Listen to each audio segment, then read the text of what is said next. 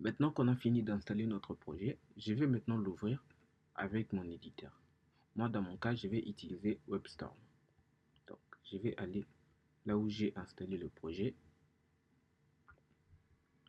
C'était Workspace. Et je crois que c'était dans le dossier Tito et j'ai appelé ça blog. Donc, je vais l'ouvrir avec mon éditeur qui est WebStorm. Donc, déjà, je vais agrandir la fenêtre. Et ça, je vais mettre ça ici parce que j'aime bien lorsque c'est ici. Et ce que je vais faire, je vais venir dans le fichier env pour configurer la base de données. Du coup, ce qu'on va faire, on va venir dans database app. Donc, le nom de la base de données, je vais appeler ça simplement blog. Et je vais cliquer simplement sur le bouton start pour démarrer tous les services. Donc, il va démarrer MySQL, il va aussi démarrer Apache, malgré que je n'ai pas besoin de ça. Donc ici, c'est que je vais faire, ma base de données n'a pas de mot de passe, donc je vais enlever, si ma base de données a un mot de passe, donc je vais garder haute. Chose que je vais commencer à faire, je vais commencer à créer un modèle profil où nous allons stocker les photos de profil des utilisateurs. On ne va pas créer des modèles utilisateurs car Adonai.js a déjà créé un modèle utilisateur pour nous. Donc moi, ce que je vais faire, je vais venir ici et je vais faire la commande node s make modèle et puis le nom du modèle ça sera profil et je vais faire -m pour me créer le fichier de migration. Donc ceci étant fait, je vais maintenant venir dans bloc et dans le dossier database il y a bien profil qui s'est créé ici. Donc ici nous allons expliquer à Adonis comment il va faire pour créer la table profil. Donc, on va mettre un string comme ça et je vais appeler ça simplement image underscore URL. Et cette photo de profil sera liée à un utilisateur. Donc je vais mettre integer ici. On va écrire author underscore id point unsigned. Je ne sais pas si j'ai bien écrit. Et on va faire référence. Référence, on va prendre la table user et on va faire référence sur les colonnes id. Donc, je crois que j'ai fini déjà avec ça. Unsigned. Donc, je vais juste vérifier si j'ai bien écrit unsigned. Unsigned, ouais, j'avais bien écrit ça. Et puis ici, les restes, c'est bon. Maintenant, je vais faire la commande pour migrer, donc pour créer la table. Donc, on va toujours faire node s migration des points. Comme ça, il va nous créer la table.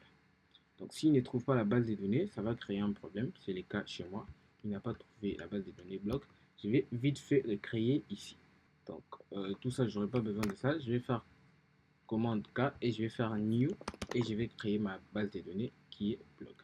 Donc, je peux directement cliquer sur entrée pour l'ouvrir ici. Donc, vous voyez ici, pour le moment, il n'y a pas de table. Donc, je vais refaire la commande. Et cette fois-ci, c'est bon. Vous allez voir ici, dans ma base de données, si j'actualise, on a bien la table profil qui a été créée. Maintenant, je vais venir dans le modèle profil pour ajouter les champs image URL et author ID. Pour ça, toujours dans le dossier app, modèle, profil, et je vais l'ajouter ici. Donc pour l'ajouter, pour faire simple, on va juste faire colonne, et on met declare ici. Le nom c'est author ID. Mais pour Adonis ici, je vais mettre author ID comme ça, et il va comprendre. Je vais aussi ajouter pour colonne, declare, et on va appeler ça image URL. Donc pour la relation qu'on a entre utilisateur et auteur, je vais aussi l'enregistrer. Ça sera une relation, non, on va mettre ça une relation belongs to. Et ici, on va mettre le modèle sur lequel on pointe, c'est le modèle user. Et ici, on avait modifié quelque chose. Donc, je vais faire foreign key ID. Donc, la clé étrangère ici, ça sera author ID, vu qu'on avait modifié ça. Donc, si on n'avait pas modifié et qu'on avait gardé user underscore ID, on n'aurait même pas besoin d'ajouter ça. Donc, ici aussi, je vais enregistrer cette relation, declare, et je vais appeler ça simplement author. Et puis ici, il va prendre notre relation qui sera user. Donc pour ça, je vais importer quelque chose ici. Donc je vais importer tout et je vais appeler ça sobrement relations from arrobase adonis lucide slash tips.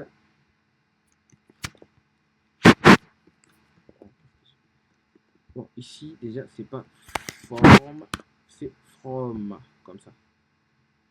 Et je sais pas si j'ai bien écrit, je crois que c'est adonis slash lucide slash tips slash relation. Ouais, c'est comme ça. Et ici, ce que je vais faire, je vais écrire relation point, c'est belongs to, et je vais mettre type of user. Comme ça, la relation est enregistrée. Donc, chose que je vais faire maintenant, je vais fermer ça et je vais maintenant créer un modèle users. Donc, un modèle qui va me permettre de créer les utilisateurs, voir tous les utilisateurs, supprimer un utilisateur ou mettre à jour un utilisateur. Donc, pour ça, je vais faire node ace make controller et les contrôleurs, je vais appeler ça sobrement users. Donc, chose que je vais faire maintenant ici, modèle, pardon, pas modèle, contrôleur, users contrôleur, et je vais enregistrer pour le moment les méthodes qui m'intéressent. La méthode qui m'intéresse, c'est la méthode post. Donc sync et sync, et je vais appeler ça store. Ici, on va laisser comme ça pour le moment et on va décommenter ça. Et ici, je vais faire HTTP context. Comme ça, je vais récupérer ce qui m'intéresse ici. Pour le moment, chose que je vais faire, je vais récupérer les données. C'est pas pour le moment comment récupérer ça. On va voir ça un peu plus tard. Déjà, je vais mettre request ici et je vais créer mes règles de validation pour ajouter un utilisateur. Donc pour ça, la commande c'est node s make validator et puis on va appeler ça sobrement user. Ici dans le dossier app, Denis va créer un dossier validator et on a user à l'intérieur. Donc nous allons écrire les règles de validation pour ajouter un utilisateur. Donc, on va déjà commencer par mettre export et je vais appeler ça create user validator. Pour ça on va utiliser Vine, donc compile et puis on fait vine.obj. Et Adonis déjà par défaut il y a full name, donc vous pouvez vérifier ça directement ici dans database pour voir qu'est-ce que l'utilisateur contient en vrai. Et vous allez voir, il y a full name, email, password. Donc, chose que moi je vais aussi faire ici. On va dire que full name doit être une chaîne de caractères. Et ça doit déjà pas contenir d'espace. Et le caractère minimum pour un nom, c'est 3 caractères. Pareil pour l'email. Ça sera une chaîne de caractères. Et cette fois-ci, ça sera un email. Et on va aussi mettre pour password. Ça sera une chaîne de caractères et minimum c'est 6 caractères. On va aussi mettre pour confirmation password. Et puis confirmation password, pareil, ça sera une chaîne de caractères. On va mettre les trim et puis on va mettre same as et ça doit correspondre à password. Donc si c'est pas pareil, on va renvoyer que le mot de passe ne correspond pas. C'est fini pour les règles de validation pour ajouter un utilisateur. Donc, je vais venir ici et je vais faire request.usingValidator et je vais utiliser la règle que j'ai créée, create user validator. Et ici, on ne met pas de mettre un et wait parce que lui là, il va retourner une promesse.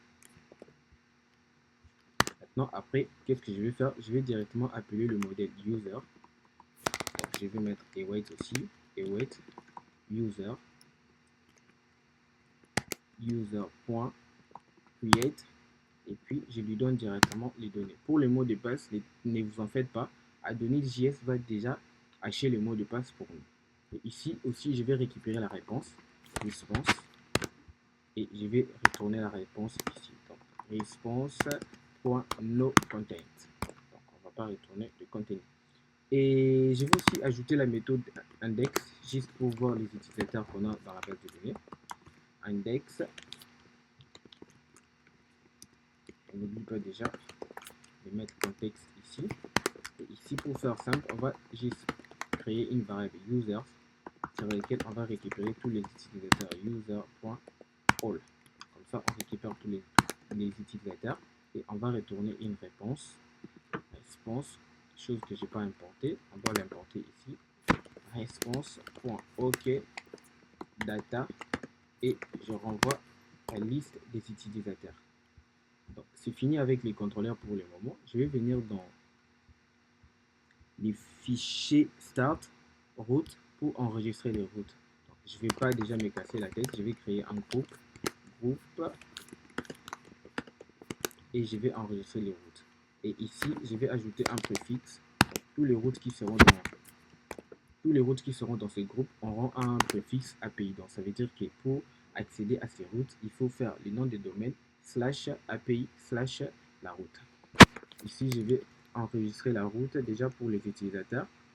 Donc, vous avez plusieurs manières. Soit vous utilisez index par exemple pour récupérer tous les utilisateurs. Index, le contrôleur appelé c'est user controller. Et puis la méthode appelée ici, nous dans notre cas, la méthode c'est index. Et on va aussi faire pareil pour post. On va toujours appeler ça users. Les contrôleurs c'est user controller. Et puis la méthode appelée c'est la méthode store. Donc on va voir les autres un peu plus tard. Ici, mon éditeur n'aime pas ça, donc je peux simplement faire ça. Et chose que je vais faire maintenant, je vais démarrer les serveurs avec Adonis. Donc vous avez des choses, vous allez faire node s run server, quelque chose du genre. Donc node s server, si je ne me trompe pas, chose que je fais jamais. Donc je crois qu'il faut écrire serve comme ça. Node s serve, chose que je ne vais pas faire ici. Moi je vais utiliser plutôt npm run dev. Pour la simple et bonne raison, je n'aurai pas besoin de redémarrer les serveurs à chaque fois où je modifie quelque chose dans mon code. Alors, mon serveur a été démarré. Je vais aussi démarrer mon Postman. Je vais créer ici http.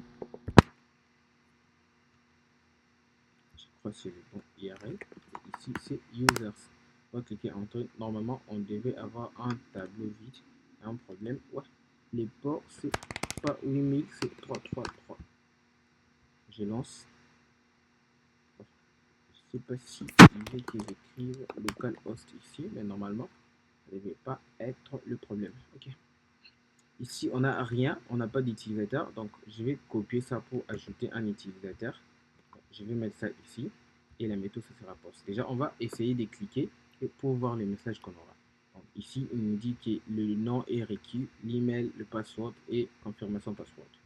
Donc je vais maintenant ajouter ces informations. Email, l'email ça sera par exemple news.com. Full name, on va mettre le full name qui sera simplement news et puis on va mettre le password. Je vais copier password et je vais pas me compliquer la vie. Password, je vais mettre password. Pareil pour confirmation password, je vais mettre password comme ça et mon utilisateur est créé. Donc ici on me dit quoi? Ouais, je peux pas entrer directement confirm password ici vu que le modèle n'attend pas quelque chose confirm password. Donc chose que je vais faire, je vais ouvrir déjà mon contrôleur. Si j'arrive déjà à le faire ici dans mon contrôleur et dans data on va simplement exclure confirmation password ou carrément je peux faire ça full name, je mets data.fullname, password, je mets data.password, email, je mets data.email, comme ça j'aurai plus de problèmes. Et si j'exécute ici, normalement je ne vais plus avoir de problèmes. Ça marche ici, on a bien nos contents qui est envoyé et lorsque je clique sur send, on a bien l'utilisateur a été enregistré.